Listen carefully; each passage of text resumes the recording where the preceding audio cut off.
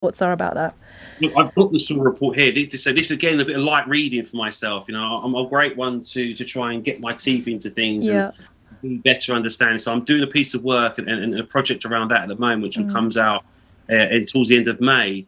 Because for me, what happens with these things is we hear a sensational headline and we run with that. Yeah.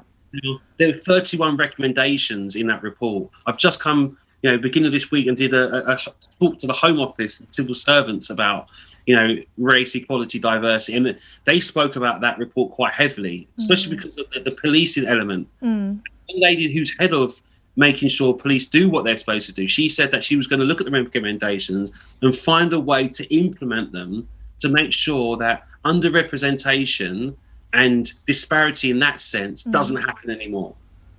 So with all reports, but we spoke about them first and just a moment before I came on, and the 14th of this year that we lost Sir Macpherson, and I want to pay my condolences to his family and to his supporters, because again, that was supposed to be a momentum shifter with the 71 recommendations that he made. Yeah. But not all of them have been implemented. So how can we move on from something to say we are now better when we haven't implemented everything? And people haven't admitted that there was a problem back then either. I was listening to you with Matt Fry, and I thought that interview was really, really interesting. And you made that point because you said originally when the Macpherson report came out, they said institutional racism doesn't exist. And then Clarissa Dick recently said it's no longer a helpful term and we've moved on.